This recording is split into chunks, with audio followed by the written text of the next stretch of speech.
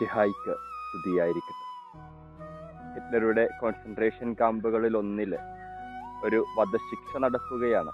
അവിടെ നിന്ന് രക്ഷപ്പെട്ടു പോയ ഒരാൾക്ക് പകരമുള്ള വധശിക്ഷ. എല്ലാ തടവുകാരെയും നിരത്തി നിർത്തിയത് കാണാനായിട്ട് അയാൾ ആവശ്യപ്പെട്ടു. കുറെ വലിയ ആളുകളോടൊപ്പം ഒരു ചെറിയ കുട്ടിയും കൂടെ ഈ വധശിക്ഷയ്ക്ക് അർഹനായിട്ടുണ്ടായിരുന്നു. എല്ലാവരും അവിടെ കിടന്ന് പിടഞ്ഞു മരിക്കുന്നത് ഈ ആളുകളെ നോക്കിക്കൊണ്ടിരുന്നു. ഈ ചെറിയ കുട്ടി, അവന് തൂക്കം കുറവായതിനാൽ വളരെ ബുദ്ധിമുട്ടി കുറെ കഴിഞ്ഞാണ് മരണത്തിലേക്ക് പോയത്. ഒരുപാട് അവൻ ശ്വാസം കിട്ടാതെ അവിടെ കിടന്ന് പിടയ്ക്കുന്നുണ്ടായിരുന്നു. ഇത് കണ്ട് ഒരു നിരയിലിരുന്ന ആരോ ഇങ്ങനെ പറഞ്ഞു, ഈ ദൈവം ഇത്ര ക്രൂരനാണോ? ഇവരിവിടെ സഹിക്കുമ്പോൾ ദൈവം എവിടെയാണ്?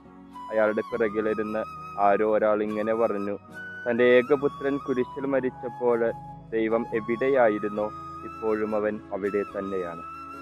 ഈശോയിൽ ഏറ്റവും സ്നേഹം നിറഞ്ഞവർ, ഇന്നത്തെ സുവിശേഷത്തിലെ ഈശോ ഒരു ക്രൈസ്തവൻ ക്രിസ്തുവിന്റെ അനുയായിയുടെ സഹനത്തെക്കുറിച്ച് പറഞ്ഞു വയ്ക്കുന്നുണ്ട്.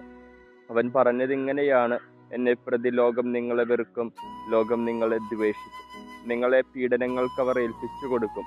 എങ്കിലും നിങ്ങൾ ഭയപ്പെടേണ്ട, ആർക്കും എതിർക്കാൻ കഴിയാത്ത വാക്ചാതുര്യം നിങ്ങൾക്ക് തരും. നിങ്ങളുടെ ഒരു തലമുടിയിഴ പോലും നശിച്ചു പോവുകയില്ല എന്ന് ക്രിസ്തു തൻ്റെ അനുയായികൾക്ക് വാക്ക് കൊടുക്കുന്നു. അതേ പ്രിയപ്പെട്ടവരെ, നമ്മുടെ ജീവിതത്തിലെ ക്രിസ്തുവിനെ പ്രതി നമ്മൾ സഹിക്കേണ്ടി വരുമ്പോൾ ക്രിസ്തു എവിടെയാണ് എന്ന് പലപ്പോഴും നമ്മൾ ചിന്തിച്ചു പോകാറുണ്ട്. ക്രിസ്തു മറ്റെവിടെയുമല്ല എന്ന് നമ്മൾ തിരിച്ചറിയണം. നമ്മുടെ ഉള്ളിലിരുന്ന് നമ്മോടൊപ്പം അവനും സഹിക്കുകയാണ് എന്ന തിരിച്ചറിവ്, അതാണ് നമുക്ക് വേണ്ടത്. നമ്മെ ശക്തിപ്പെടുത്തിക്കൊണ്ട്, ആർക്കും എതിർക്കാൻ കഴിയാത്ത വിധം നമ്മളെ ധൈര്യപ്പെടുത്തിക്കൊണ്ട് നമ്മുടെ ദൈവം നമ്മുടെ ഉള്ളിലിരുന്ന് നമ്മോടൊപ്പം സഹിക്കുന്നുണ്ട്. എങ്ങനെയാണ് സഹിക്കേണ്ടതെന്നും സഹനത്തിലൂടെ മഹത്വം ആർജിക്കേണ്ടതെന്നും ജീവിതം കാണിച്ചു തന്നവൻ നമ്മുടെ കൂടെയുണ്ട് എന്നുള്ള ബോധ്യത്തോടെ മുന്നോട്ട് പോകാം.